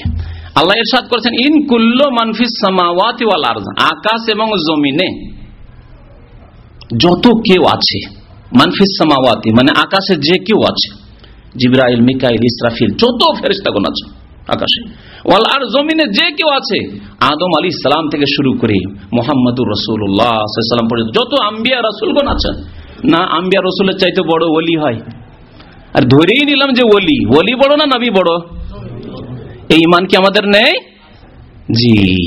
কিন্তু এই ঈমান কি করে হরণ করে নিল পীরেরা, যে ওলিকে বাড়াইতে বাড়াইতে আল্লাহর আরশে পৌঁছে দিলাম, আর নবী তো কখনো যেতে পারলেন না আল্লাহর আরশে। আল্লাহ পাক বলছেন, ইন কুল্লু মান ফিস সামাওয়াতি ওয়াল আরদ ইল্লা আতির রহমানি আবদা, সবাই আল্লাহর সামনে কি অবস্থায় পৌঁছিবে? আল্লাহর আবদ, গোলাম হয়ে, দাস হয়ে পৌঁছিবে। আল্লাহু আকবার। আকাশ এবং জমিনে যে কেউ আছে সবাই আল্লাহর গোলাম হয়ে, আবদ হয়ে, মুহাম্মদুর রাসূলুল্লাহ আবদ আল্লাহর গোলাম হয়ে পৌঁছিবেন। আদম আলাইহিস সালাম, ইব্রাহিম খলিলুল্লাহ আল্লাহর গোলাম হয়ে সেখানে পৌঁছিবেন। জিবরাইল, মিকাইল, ইসরাফিল সব আল্লাহর গোলাম হয়ে পৌঁছিবেন। জিলানী, চিশতি সব আল্লাহর গোলাম হয়ে, দাস হয়ে পৌঁছিবেন। সবাই আল্লাহর গোলাম হয়ে পৌঁছিবেন। আরো শুনেন তারপরে, লাকাদ আহসাহুম ওয়া আদ্দাহুম আদ্দা, আল্লাহ প্রত্যেককে গণনা করে রেখেছেন। এমন নয় যে কেউ ছুটে যাবে, পালিয়ে যাবে, থেকে যাবে, চোখের আড়ালে থেকে যাবে। বেশি আসামি হইলে পুলিশ চারিদিক থেকে ধরাধরি করছে, ধরপকড় করতে করতে 10টা পালিয়ে গেল। 50টা আসামি ছিল, 40টা তো ধরতে পারলো, 10টা এদিক ওদিক পলাতক হয়ে গেল। হয় না? হয় না?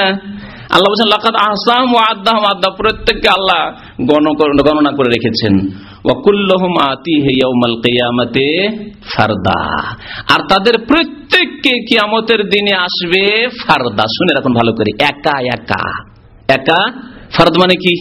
ওয়াহিদ, এক করে, একজন আলাদা আলাদা হয়ে আসবে, কেউ কারো সাথে আসবে না। আমি আমার বাবার সাথে যাব, আমার বাবা হুজুরে কিবলা, আমার বাবা পীরে কিবলা, আমি আমার পীর সাহেবের সাথে যাব, আমার পীরে কিবলা। এই কিতাবে বহু জায়গায় আছে, এই জন্য এই আয়াতটি ভুলবেন না। ওয়া কুল্লুহুম আতিহি ইয়াউমাল কিয়ামাতি ফারদা, সবাই একা একা আল্লাহর দরবারে উপস্থিত হবে এবং প্রত্যেককে একা একা নিজের জবাব দিতে হবে। আর এই কিতাবে আছে যে পীর সাহেব আপনাকে ছেড়ে যাবে না, হাত ধরে নিয়ে যাবে। জি, হাত ধরে নিয়ে যাবে আপনাকে। জি। এখন কোরআনের কথা নেবেন না আপনার এই পীরে কিবলার কথা, বানানো কিবলার কথা নেবেন?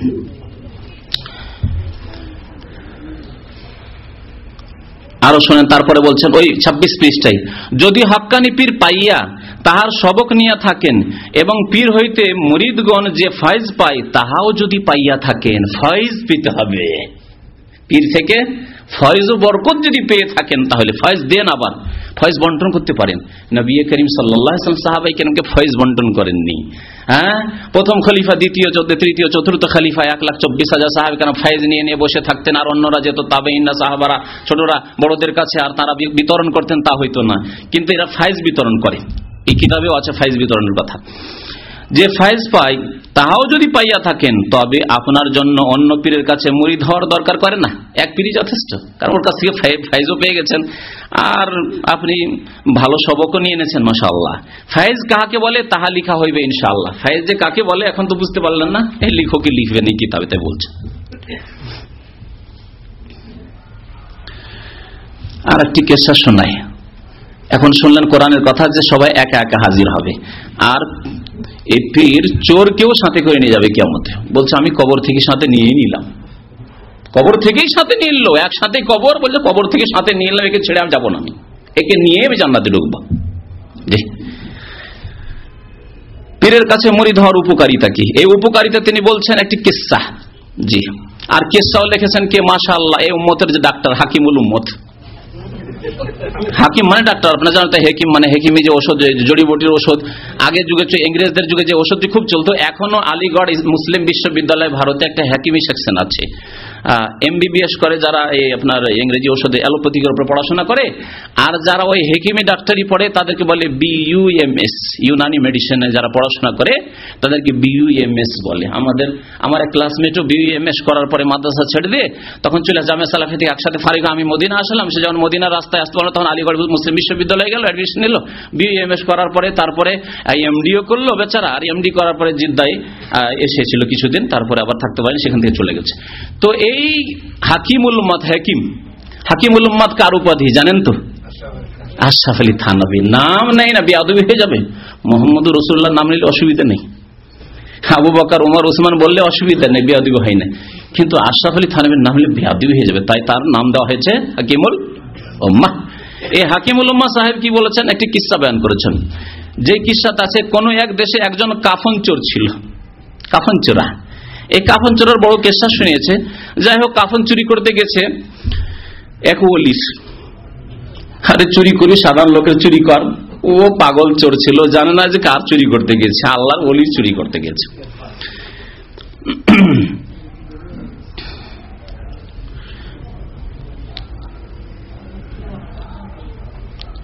অতঃপর কবর খুঁড়িয়া কাফন খুলিতে আরম্ভ করলো। গেল ওই ওলির কবর খুঁড়তে গেছে, সিনা পর্যন্ত খোলা মাত্রই দরবেশ সাহেব চোরের হাত ধরিয়া বসিলেন। দরবেশ মানে পীর সাহেব, বুঝতে তো পারছেন, দরবেশ মানে পীর। ধরিয়া বসিলেন।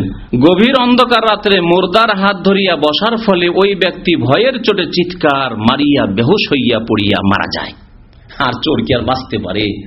কবরে কাফন চুরি করতে গেছে আর ওর হাত ধরে বসে আছে ওই মৃত আল্লাহর ওলি, তাদের ভাষায় আসলে শয়তানের বলি এসব। আর এইসব কিস্সা কাহিনী হয়নি। প্রথম কথা হচ্ছে এসব সোনা ভানের কিস্সা। সোনা ভানের কিস্সা শুনেছেন নাকি? হ্যাঁ, ওই 80 মণ নাকি জলপান করতো, হ্যাঁ, বা দুধে ভাতে আর পানিতে এসব 80 মণ নাকি পান করার কিস্সা কাহিনী, সোনা ভানের কিস্সা বাঙালিদের মধ্যে খুব প্রসিদ্ধ আগের যুগে। তো এসব সোনা ভানের কিস্সা, হাকিমুল উম্মাত সোনা ভানের কিস্সা শোনাচ্ছেন, 80 মণ জলপানের কথাবার্তা। তো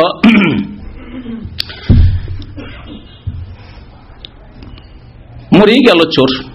দরবেশ সাহেব ওই রাত্রে তাহার এক খলিফাকে স্বপ্ন যোগে বলিলেন। তার মানে এই আকীদা পীর সাহেবের যে স্বপ্ন দেখাবার ক্ষমতা তার আছে। বলুন, স্বপ্ন দেখাবার ক্ষমতা কার? আপনাকে যদি একটা একটা করে আকীদাই ধরি যে আপনার কি বিশ্বাস আছে, আপনাকে আমি স্বপ্ন দেখাতে পারি? আপনাকে চরমনাই পীর স্বপ্ন দেখাতে পারে যে নিজেই দেখাবে স্বপ্ন, তার হাতে এই পাওয়ার আছে? আপনাকে মোহাম্মদুর রাসূলুল্লাহ, আরো আগে শেষখানেই চলে যান না কেন, সৃষ্টির সেরা যিনি মোহাম্মদুর রাসূলুল্লাহ নিজেই স্বপ্ন দেখাবেন, এই ক্ষমতা মোহাম্মদুর রাসূলুল্লাহকে দেওয়া হয়েছে। একটি দলিল চাই শুধু, কোরআনের একটি আয়াত অথবা রাসূলুল্লাহ একটি হাদিস যে মোহাম্মদ সাল্লাল্লাহু আলাইহি ওয়াসাল্লামকে এই ক্ষমতা দেওয়া হয়েছে যে তিনি স্বপ্ন দেখাতে পারেন, এসে ক্ষমতা আছে।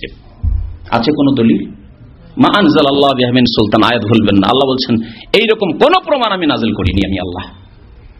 তাহলে এইসব কথা কোত্থেকে আসলো? প্রবৃত্তির অনুসরণে, আরজান অনুমান ভিত্তিক খেয়াল খুশি কথাবার্তা। স্বপ্ন দেখাচ্ছেন, স্বপ্ন দেখাবার মালিক আল্লাহ। ভালো স্বপ্ন দেখাবার মালিক আল্লাহ, খারাপ স্বপ্ন দেখাবার মালিক আল্লাহ, সবকিছুর মালিক আল্লাহ। খলিফাকে স্বপ্নে বলিলেন যে আমার কবরে শায়িত চোরকে তুমি গোসল দিয়ে আমার পাশে দাফন দাও। মরে গেছে, এমনি রাখলো না, এখন গোসল দিতে বলছে। এই চোরকে গোসল দিয়ে আমার সাথেই দাফন দাও। স্বপ্নের ভিতরে খলিফা সাহেব জিজ্ঞাসা করেন, হুজুর আপনি টাকা দেওয়া সত্ত্বেও যখন চোর এই কাজ থেকে ফিরে নাই, মানে চোরকে সংশোধন করার চেষ্টা করা হয়েছে, তারপরে সে সংশোধন হয়, আবার কাপড় চুরি করতে এসছে, তখন তাহাকে এত সম্মান করার আবশ্যক কি? কেন এত সম্মান করবেন? আপনার পাশে আবার কবর, ফেলেন কোথাও নিয়ে গিয়ে ফেলে দিচ্ছেন ওকে, কেন আপনার কবরে একে দাফন করব? দরবেশ সাহেব বলিলেন, বাবা আমার বড় চিন্তা হইল যে কাফন চোরের হাত আমার হাতের সঙ্গে লাগিয়াছে, এখন কিয়ামতের দিবসে ওকে ছাড়িয়া আমি কেমনে পুলিশের রাত পার হইয়া যাইব। দেখলেন, এ হলো হাকিমুল উম্মতের আকীদা, আশরাফ আলী থানভীর আকীদা, এ হচ্ছে ইসহাক সাহেব চরমনাই পীরের আকীদা, এ হলো ফজলুল করিমের আকীদা, জি এ হলো দেওবন্দি আকীদা। নিজের পক্ষ থেকে শোনাচ্ছে না, তার কিতাব থেকে, কিতাবও বলে দিচ্ছি আপনাদেরকে, ভেদে মারিফাত ইয়াদে খোদা। আয়াত শুনলেন, কুল্লুহুম আতিহা ইয়াউমাল কিয়ামাতে ফারদা, কিয়ামতের মাঠে প্রত্যেকে একা একা হাজির হবে। আল্লাহু আকবার। আল্লাহ বলছেন যে ফারদা, একা একা হাজির হইতে হবে, আর বলছে যে আমি ছেড়ে যাব না, পুলিশেরা তো সাথে নিয়ে যাব, কবর থেকে সাথে নিয়ে নিল।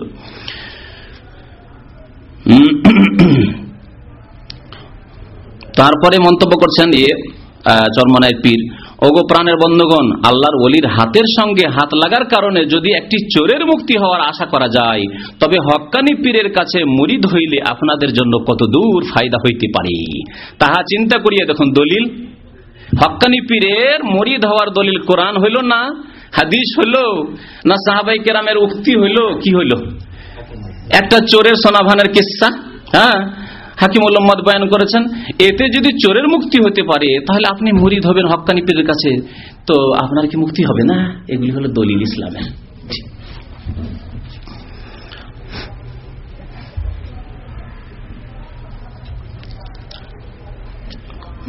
এই কিতাবে আর একটি বিষয় আমি এর আগে অনেকবারই প্রশ্ন উত্তরে বলেছি, এই ইশক, আশেক মাসুক, আল্লাহকে মাসুক বলা, আর যে পীর অথবা যে মুরিদ হয়েছে সে হচ্ছে আশেক, আল্লাহর আশেক। আর তারপরে বাংলা ভাষায় তার অর্থই করেছে, অর্থটা তার জবান থেকে শুনিয়ে দিই, আল্লাহর প্রেমিক। আল্লাহর কি? প্রেমিক, অর্থাৎ প্রেম করা এক কথায়। আচ্ছা, প্রেম করা শব্দটি ভালো না মন্দ? একটা মাধ্যমিক পড়া বাঙালি ছেলেও বলতে পারে যে প্রেম করা শব্দটি ভালো না মন্দ শব্দ? হ্যাঁ বলুন দেখি। প্রেম করা ভালো শব্দ, আদবের শব্দ। আপনি বলতে পারবেন আপনার আব্বাকে যে আব্বা আপনার সাথে আমি খুব প্রেম করি। আচ্ছা, বাবার বাবাটি, মাকে, মাকে কে ভালোবাসে না? যে মাগো তোমার সাথে আমার খুব প্রেম রহিয়াছে, আমি খুব প্রেম করি তোমাকে, বলতে পারবেন? তাহলে বোঝা গেল যে এই শব্দ সবার জন্য প্রযোজ্য নয়, বাবার জন্য প্রযোজ্য নয়, মায়ের জন্য প্রযোজ্য নয়, বোনকে বরং আপা আপনার আমি প্রেমিক আর আপনি আমার প্রেমিকা, বলতে পারবেন? তাহলে আশেক মাসুক যে আরবিতে শব্দটি আছে সেটি হচ্ছে কেমন শব্দ? যেটি হচ্ছে স্বামী স্ত্রীর ভালোবাসার প্রেমের শব্দ, অথবা যে নাজায়েজ অবৈধ প্রেম করে তাদের ক্ষেত্রে এই শব্দ নোংরা শব্দ সেই ক্ষেত্রে ব্যবহার করে থাকে। আর যেটি পবিত্র ভালোবাসা, বাবার ভালোবাসা, মায়ের ভালোবাসা, বোনের ভালোবাসা, বোন ভাইকে ভালোবাসে ইত্যাদি, এগুলি হচ্ছে মহাব্বত। এই শব্দ হচ্ছে আরবিতে মহাব্বত, বাংলাতে হচ্ছে ভালোবাসা, স্নেহ করা, শ্রদ্ধা করা, আদর করা, এগুলি শব্দ। আর যদি বাবার জন্য এই শব্দ না চলে, বেয়াদবি শব্দ না চলে, মায়ের জন্য না চলে, বোনের জন্য না চলে, শাশুড়ির জন্য, আরে তোমার মেয়েকেও, শাশুড়ি মা তোমার মেয়েকেও প্রেম করি খুব, আর তোমাকেও প্রেম করি, বলতে পারবেন? কোন বেয়াদব বাঙালি আছে বলতে পারবে? কখনো পারবেন না। তাহলে আল্লাহকে কি করে এত বড় বেয়াদবি করে বলতে পারবেন? এই কথাই বলেছিলাম যে এই কিতাব বহু বেয়াদবি আছে আল্লাহর সাথে। পৃষ্ঠা পৃষ্ঠাতে ইশক আর মাসুক, আল্লাহর সাথে ইশক আর মাসুক।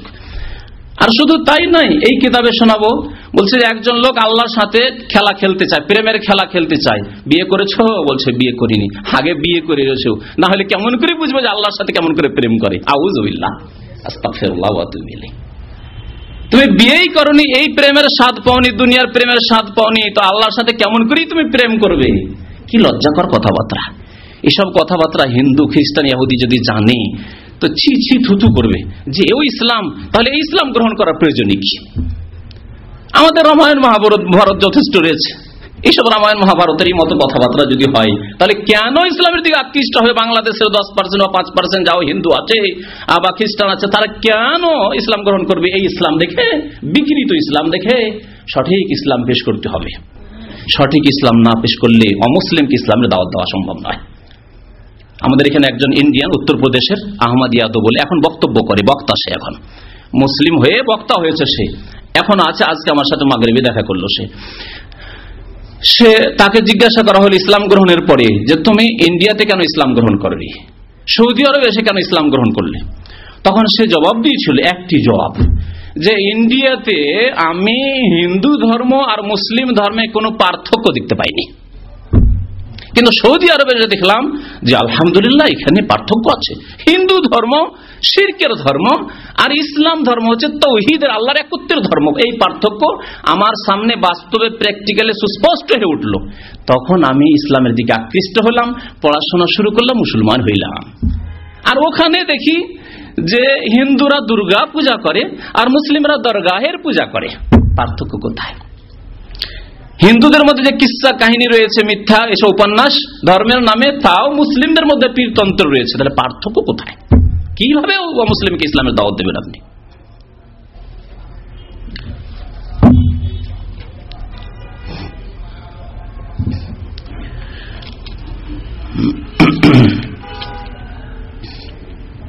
শোনেন তাহলে আল্লাহ সম্পর্কে এই বেয়াদবি শব্দগুলি দু একটি শোনাই।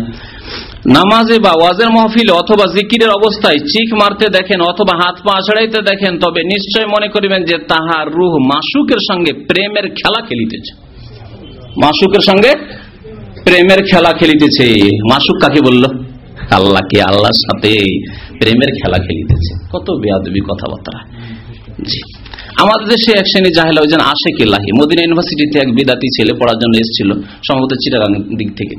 তো বংশগত বিদাতি, ওর নাম হচ্ছে আশেক ইলাহি। সবাই তাকে নিয়ে ঠাট্টা মজাক করতো, কারণ আরবরা জানে যে আশেক ইলাহি, এই সাজা আশেক ইলাহি, আমি তুমি ইশক করো, প্রেম করো আল্লাহর সাথে, এ কেমন কথাবার্তা? আরে জায়েজ প্রেম করলে স্ত্রীর সাথে প্রেম করো, আর হারাম প্রেম যারা করছে, লিভ টুগেদার যারা করছে, তারা হারাম প্রেম করছে। আর ইয়ে প্রেম কোথায়? বাবা মায়ের সাথে, বোনের সাথে যখন চলে না, তো আল্লাহর সাথে আশেক ইলাহি, আশিক ইলাহি, সবাই এর নাম নিয়ে ঠাট্টা মজাক করতো। আরবরা জাহিল হইলেও সে জানে, সহি আকীদা জানে, আকীদার ক্ষেত্রে তাদের ভুল নেই। পাপ করলেও, ফাসিকি কাজ করলেও মাশাআল্লাহ তাদের এই আকীদা একবার স্পষ্ট। আপনি আশিক ইলাহি বললেই একটা 12 বছর 14 বছর চাই সাজা আশিক ইলাহি। তারপরে আরেকটি কথা বলি, কোরআনে কারিমে আল্লাহর মহব্বতের কথা বহু জায়গায় রয়েছে। ইন কুনতুম তুহিব্বুন আল্লাহ, তোমরা যদি আল্লাহর সাথে মহব্বত করো, ভালোবাসা, ভালোবাসার কথা রয়েছে, মহব্বত শব্দ রয়েছে। তাদের অসুবিধা কি যে মহব্বত বলতো, এই প্রেমে কেন পড়লো তারা? জি, আর এই রহস্যের কারণে পীরের মৃত্যু দিবসকে তারা মৃত্যু দিবস বলে না, কি বলে? ওরস। কারণ প্রেম করলেন নাজায়েজ আজকাল প্রেম। একজনকে বিয়ে করবেন বলে প্রেম করতে করতে করতে দেশে গেলেন, তারপরে বিয়ে করলেন। এতদিন দেখা শেখাত হয়নি, শুধু টেলিফোনিক প্রেম চলছে, চিঠি পত্রালাপেই শুধু প্রেম চলছে। আর তারপরে বিয়ে শাদী হইলো, তারপরে দেখা হচ্ছে না, লোকজন একটু সমাগম কমবে, তাহলে রাত্রে গিয়ে দেখা সাক্ষাৎ হবে। ওই যে রাত্রে দেখা হইলো, ওটা হচ্ছে ইয়াউমুল ওরস। ইয়াউমুল ওরস, বিবাহ শাদীর দিন, শাদীর দিন। পীরেরা আল্লাহর সাথে নাকি এই প্রেম করতে থাকে, এই বেয়াদবি করতে থাকে, দেখা হয় না, মানে মরণ হয় না। যেদিন মরণ হইলো, আল্লাহর সাথে এখন প্রেমের খেলা খেলতে শুরু করলো, কি সাক্ষাতে। আউযুবিল্লাহ। এর সাথে তুলনা করা হয়েছে, যে বাসর রাতের সাথে তুলনা করা হয়েছে পীরকে আল্লাহর সাথে। তারপরে মৃত্যুর দিন তারা আল্লাহর সাথে বাসর করে। আউযুবিল্লাহ, আউযুবিল্লাহ। এইসব খুরাফাত এবং শিরকি কুফরিয়া বেয়াদবি আকীদা থেকে আল্লাহ পানাহ তার মুসলিম উম্মতকে।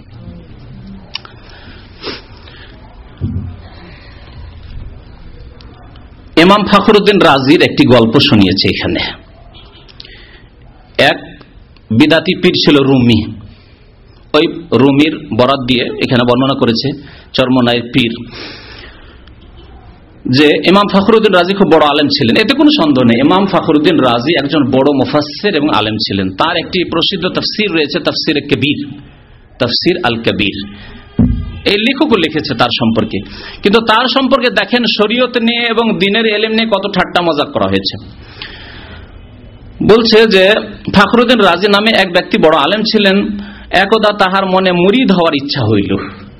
মুরিদ হওয়ার ইচ্ছা হইল। প্রথম কথা হয় কিসসা হচ্ছে বানানো কিসসা, আর না হলে বিভ্রান্তির শিকার হয়েছে। ফখরুদ্দিন রাজি যে বিভ্রান্তির শিকার হবে না, আমল বানা যাবে না। আল্লাহর নবী ছাড়া কারোর জন্য গ্যারান্টি দেওয়া হয়নি। আল্লাহর নবীর হাত দিয়ে ইসলাম গ্রহণ করেছে, অর্থাৎ সাহাবী হয়েছে, তারপরে যাকাত অস্বীকার করে মুরতাদ হয়েছে, এরকম কিছু লোক ইসলামের ইতিহাস সিরাতুন নবী পড়েন। আল্লাহর নবীর হাতে হাত দিয়ে মুসলমান হয়েছে, মুসলমান হওয়ার পরে মুসাইলামা কাজ্জাব মিথ্যুক যখন নবুয়ত দাবি করলো আল খারাজ এলাকায়, বর্তমান আল খারাজ এলাকায়, ইয়ামামা বলা হয় এলাকায়, তখন তারা ওর কলেমা, তার বংশের লোক ছিল, ওই মুসাইলামা কাজ্জাব এর বংশের লোক ছিল, বলছে আমাদের বংশের নবী এর প্রতি ঈমান নিয়ে আসবো, মুহাম্মদ রাসূলুল্লাহকে ছেড়ে দিয়ে লা ইলাহা ইল্লাল্লাহ মুহাম্মদ রাসূলুল্লাহকে বাদ দিয়ে সে মুসাইলামা কাজ্জাবের অনুসারী হয়ে গেল, উম্মত হয়ে গেল। তাহলে যদি আল্লাহর নবীর সাথে সাক্ষাৎ করেও মুরতাদ হওয়ার সম্ভাবনা থাকে, তাহলে ইমাম ফখরুদ্দিন রাজির গুমরাহির সম্ভাবনা রয়েছে। ইমাম ফখরুদ্দিন রাজির সম্পর্কে দেখেন কি মজার কথা বলছেন। পীর পাচ্ছে না, মুরিদ হওয়ার ইচ্ছা হলো, কিন্তু মনোপুত কামেল পীর পাইতেছিলেন না। পরে বহুদূরে এক পীর সাহেবের সন্ধান পাইয়া তাহার দরবারে হাজির হইলেন। তাহার অবস্থা দেখিয়া খাঁটি পীর বলিয়া তাহার নিকট পছন্দ হইল। মাওলানা সাহেব খাস সময়ে হুজুরের দরবারে উপস্থিত হইয়া মুরিদ হওয়ার ইচ্ছা প্রকাশ করিলেন। হুজুর পরিচয় জিজ্ঞাসা করেন। তিনি বলিলেন, আমার নাম ফখরুদ্দিন রাজি। পীর সাহেব বলিলেন, আপনি কি ইমাম ফখরুদ্দিন, যাহার সমকক্ষ কোনো আলেম বর্তমানে নেই? তিনি বললেন, জি হ্যাঁ, আমি সেই অধম। পীর সাহেব বলিলেন, বাবা, মজার কথা শোনেন, এখন মজার কথা শোনাচ্ছি। বাবা, আপনার মধ্যে এত এলেম যে এলেমে মারিফাত ঢুকিবার জায়গাই নেই, জায়গাই নেই। এত এলেম হয়েছে আপনার মধ্যে, জাহিরি এলেম হয়েছে, মানে শরীয়তের এলেম, যে বাতেনি এলেম আপনার মধ্যে দেব কোথায়, কোনো জায়গাই নেই। বলেন এইসব কথাবার্তা যুক্তিসঙ্গত কথা? সায়েন্স টেকনোলজির যুগে যুক্তিসঙ্গত কথা যে এলেম শিখতে শিখতে শিখতে মগজ ভর্তি হয়ে গেছে অথবা হৃদয় ভর্তি হয়ে গেছে, আর এলেম ঢুকবে না, এরকম ব্যাপার স্যাপার আছে নাকি? অনেক সায়েন্স পড়া ছাত্র আছেন এখানে, অনেক ভালো ভালো এখানে ডিগ্রিওয়ালা লোক আছেন আমাদের। বলুন দেখি, কত অযৌক্তিক অবাস্তব কথাবার্তা। ইসলাম কি এরকম অবাস্তব নাকি যে আপনার এত এলেম হয়ে গেছে, এলেম এখন কমাইতে হবে, হ্যাঁ আনলোড করতে হবে, এখন ওভারলোড হয়ে গেছে, না হইলে গেলেন আপনি, না হলে আপনাকে এই বাতিন ইলম দেওয়া যাবে না। আচ্ছা, এখানে আরেকটি মজার কথা তার সাথে সাথে শুনিয়ে দিই। এখানে এক এলেম ছিল ফখরুদ্দিন রাজির কাছে, তাই না? দিনের এলেম, শরীয়তের এলেম। আর কোন এলেম দেবে? বলছে এলমে মারিফাত ঢুকাইবে। তাহলে একটি কথা এখানে স্পষ্ট হয়, এদের আকীদা থেকে এদের কাছে এলেম দুই প্রকার, আর তা আপনারা শুনেছেন তাদের থেকে। হ্যাঁ, এই জন্য তারা বলে শরীয়ত, হাকিকত, মারিফাত আর কি তরিকত, এসব কথাবার্তা বলে। আচ্ছা, আর এলেমকে দুই ভাগে ভাগ করে। এই চারটি কথা তো প্রসিদ্ধ রয়েছে, জানি না কি জন্য এইভাবে তারা আবিষ্কার করেছে। তরিকত মানে তরিকার উপরে চলতে হবে, মারিফাত মানে গোপনীয় ইলম হাসিল করতে হবে, আর শরীয়ত মানে বাহ্যিক শরীয়ত, নামাজ, রোজা, হজ, যাকাত, ওযু, গোসল, এইসব এলেম। হ্যাঁ, আর আরেকটি কি হাকিকত। হাকিকত মানে আল্লাহ পর্যন্ত পৌঁছে যাও, এটি হবে তাদের ভাষা। তো শোনেন, তাহলে তারা এলেমকে দুই ভাগে ভাগ করেছে। একটা হচ্ছে শরীয়ত মানে জাহিরি এলিম, শুধু তাই নয়, এই শুধু না, এছাড়াও বহু লোকের কথা দেখলাম। দেওবন্দের মুহতামি কারি মোহাম্মদ তাইয়েব, তার কিতাব আমার বাসাতে রাখা আছে, সেই কিতাবে তিনি এইভাবে স্পষ্ট করে বলছেন। তাহলে দেওবন্দীদের আকীদা হচ্ছে যে এলেম দুই প্রকার, ইসলামের এলেম, একটা হচ্ছে জাহিরি এলেম আর একটা হচ্ছে বাতেনি এলেম। এই ভাগ কোত্থেকে আসলো? কোরআনের একটি আয়াতে আছে, আমি একটি আয়াত চাই, বেশি চাই না, একটি আয়াত আমার ইমানের জন্য যথেষ্ট, আমার বিশ্বাস করার জন্য যথেষ্ট। আল্লাহ পাকের একটি আয়াত, যেখানে এলেমকে, ইসলামিক শরিয়ার এলেমকে দুই ভাগে ভাগ করা হয়েছে। একটা হচ্ছে শরীয়ত, বাহ্যিক, নামাজ, রোজা, হজ, যাকাত ইত্যাদি, ওযু, গোসল, আর আরেকটা হচ্ছে মারিফাত মানে ভিতরের এলেম, যেগুলি সাধারণ মানুষ জানে না, যেগুলি পীর ছাড়া জানা যায় না। একটি আয়াত চাই, অথবা একটি সহিহ হাদিস চাই। বুখারী, মুসলিম, আবু দাউদ, তিরমিজি, নাসাঈ, ইবনে মাজাহ, সিয়াসিতা জানেন, 6টি কিতাবে একটি কিতাবে একটা সহিহ হাদিস দেখাতে পারলে হবে যে এলেম দুই ভাগে বিভক্ত। কোরআনেও নেই, হাদিসেও নেই, সাহাবায়ে কেরামের উক্তিতেও নেই, কোথাও নেই। আসলো কোথা থেকে? তাহলে এই আগাছা ঢুকলো কোথা থেকে? মুসলিম উম্মতে। মুসলিম উম্মাকে বিষাক্ত করলো কি করে? এই বিষ কোত্থেকে ঢুকলো? শুনে রাখুন ভালো করে। মুসলিম জাতিকে গোমরাহ করার জন্য আব্দুল্লাহ বিন সাবা ইহুদি ছিল, এমন দেশের ইহুদি ছিল, সে ইসলাম গ্রহণ করলো ধ্বংস করার জন্য মুসলিমদেরকে, মুসলিম জাতিতে ফাটল ধরাবার জন্য। তারপরে বিভিন্ন দেশে দূরে দূরে, মক্কা মদিনায় আসে না, কারণ মক্কা মদিনায় আসলে সাহাবায়ে কেরামের সংখ্যা বেশি রয়েছে, তাবেঈন জ্ঞানী লোকেরা রয়েছে, এখানে তো গোমরাহ করতে পারবো না, চলে গেল আপনার শামদেশ থেকে তাড়িয়ে দেওয়া হলো। সেখানে মুআবিয়া রাদিয়াল্লাহু তাআলা ছিলেন, আর সেখানে অনেক সাহাবায়ে কেরামরা পৌঁছে গেছিলেন।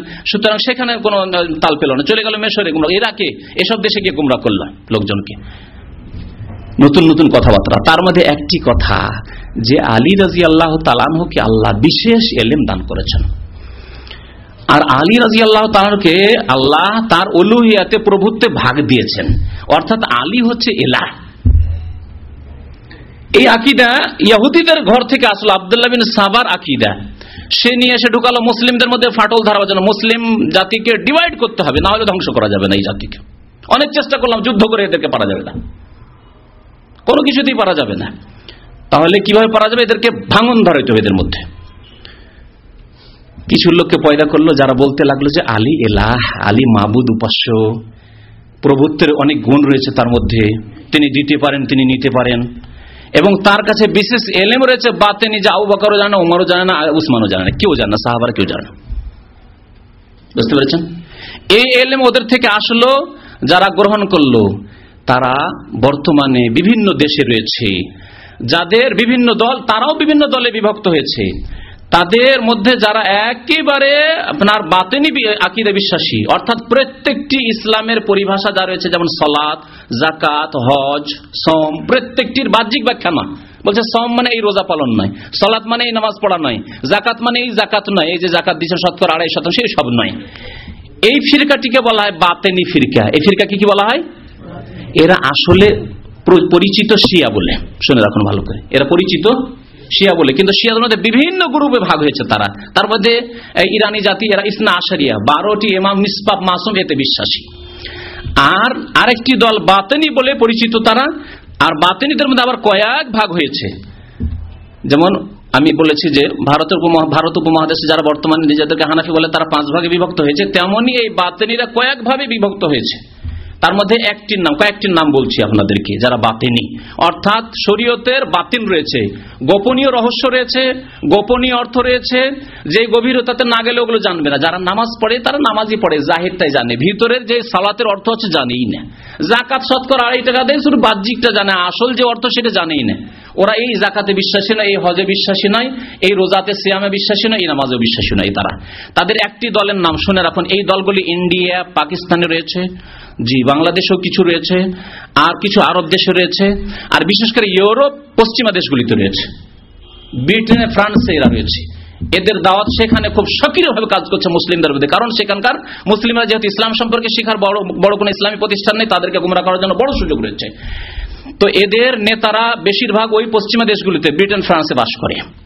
তাদের একটি দলের নাম আগা খানি। শিক্ষিত লোকেরা অনেকে নাম শুনেছেন, অনেকে লিখেন অমুক আগা খানি ও আগা খানি। এই বাতেনি, তাদের বাতেনি ব্যাখ্যা রয়েছে ইসলামের।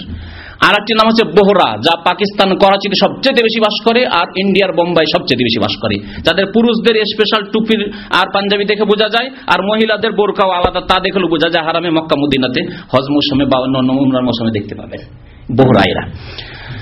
আচ্ছা, বোহরারা আর আগাখানিরা, এরা তাদের যে বর্তমান যে কোনো যুগের যে ইমাম হবে তাদের নিষ্পাপ, তাকে সেজদা করে, তাকে যদি সামনে না পায় তাহলে তার ছবি রেখে সেজদা করে।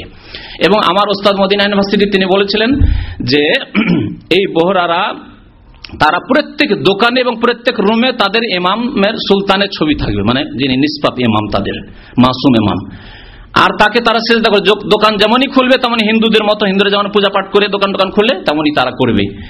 এটি আমি পরীক্ষা করার জন্য একবার কলকাতা গেলাম। কলকাতা গিয়ে দেখলাম একটা বোহরার দোকান। বললাম এই সুযোগই সুযোগ, দোকানে কিছু কেনাকাটার বাহানায় কেনবো না, একটু ঘোরাঘুরি করবো, দেখি তো ভিতর দিয়ে গিয়ে আছে। ঢুকতে মাত্রই ভিতরে দেখি ওই যে যেমন ওয়াল রয়েছে, ওয়ালে ওই সুলতানের ছবি, তাদের ইমাম মাসুমের ছবি, আর তার পূজা করে তারা বোহরা। তারপরে শাম দেশে, সিরিয়া দেশে জি রয়েছে নোসাইরি। আর একটি দল রয়েছে দুরুজ। এরা হলো সব বাতেনি। এদের কাছে ইসলামের বাতেনি গোপনীয় ব্যাখ্যা রয়েছে, যা সাধারণ লোক জানে না। তারপরে যারা এই 12 ফিরকা, আপনার ইসনা আশারিয়া 12 ইমামে বিশ্বাসী, যারা শিয়া রাফেজি, তাদের কাছেও তাদের কথা শুনেন। তাদের কথা হচ্ছে যে কোরআনে কারিমে যা আছে তা তো জাহিরি সবাই জানে, কিন্তু 10 পারা গোপনীয় আছে তাদের এক শ্রেণীর লোকদের বিশ্বাস। এবং তাদের কিছু লোকের বিশ্বাস 10 পারা না হইলেও কিছু আয়াত আছে যেগুলোকে মাইনাস করে দিয়েছে উসমান রাদিয়াল্লাহু তাআলা আনহু, নাকি সরিয়ে দিয়েছে, যেগুলোতে আলীর অনেক বৈশিষ্ট্যের কথা ছিল। আলীর খেলাফতের কথা ছিল, তো প্রথম খলিফা তিনি হবেন, তারপরে আলীর মধ্যে প্রভুত্বের ক্ষমতা রয়েছে, আর তারপরে ইত্যাদি ইত্যাদি, তারপরে ইসলামের অনেক গোপনীয় ব্যাখ্যা রয়েছে, এগুলি কথা ছিল সব, সেগুলিকে সরিয়ে দিয়েছে কোরআন থেকে। কোরআন তাদের কাছে সুরক্ষিত নয়, এই আকীদা তাদের রয়েছে। এই হচ্ছে বাতিনি ফিরকা। বাতিনি ফিরকা, এই বাতিনি ফিরকাদের থেকে সুফিবাদ কিছু নিল, শুধু হিন্দু ধর্ম থেকে নেয়নি আর ইসলামের লেবাস পরায়নি, এরা নিয়েছে ওই বাতিনি আব্দুল্লাহ বিন সাবা ইহুদির আকীদা, যে শরীয়ত হচ্ছে বাহ্যিক, যা নামাজ রোজা মাসলা মাসালি ইত্যাদি এগুলি আলেম ওলামারা জানে, আর বাতিনি যে গোপনীয় যে ব্যাখ্যা রয়েছে ইসলামের, তা বিশেষ বিশেষ ব্যক্তিরা অর্থাৎ পীরে কামেলরাই জানে। এই জন্যই দেখা যায়, আমি সাজরানামা, তার সাজরানামা, আমাদের এই চরমনাইর পীর সাহেবের সাজরানামার কথা আপনাদেরকে শোনাবো। এই সাজরানামাতে যে সিলসিলা তিনি পৌঁছিয়েছেন, তিনি আবু বকর পর্যন্ত পৌঁছাননি, ওমর পর্যন্ত পৌঁছাননি, উসমান পর্যন্ত পৌঁছাননি, কোথায় পৌঁছেছেন? আলী রাদিয়াল্লাহু তাআলা আনহু পর্যন্ত। কেন? রহস্য কি? ওই যে আব্দুল্লাহ বিন সাবার কাছ থেকে ওই যে শিক্ষা হয়েছে, বাতিনি শিক্ষা, আর পীরতন্ত্রের শিক্ষা ও বাতিনি শিক্ষা। জি, যার ফলে সাজারা যখন আসবে তখন আবার আরেকটু কিছু শোনাবো। আচ্ছা, ফখরুদ্দিন সাহেব বললেন, ইমাম ফখরুদ্দিন, যে হুজুর তবে আমার উপায় কি? আমার এত ইলম হয়ে গেছে, আপনি দিতেই পারবেন না, আর মারিফতি ইলম, তার কি করব?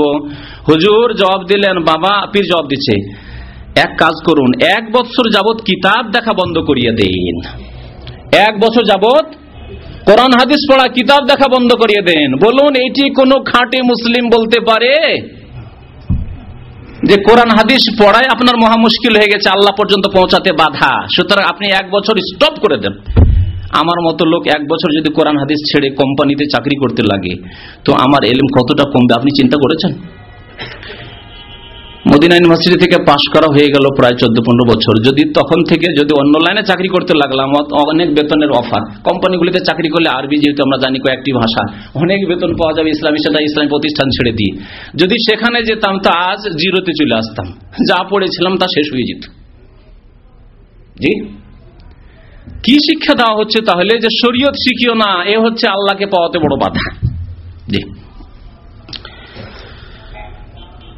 তাহাতে যতটুকু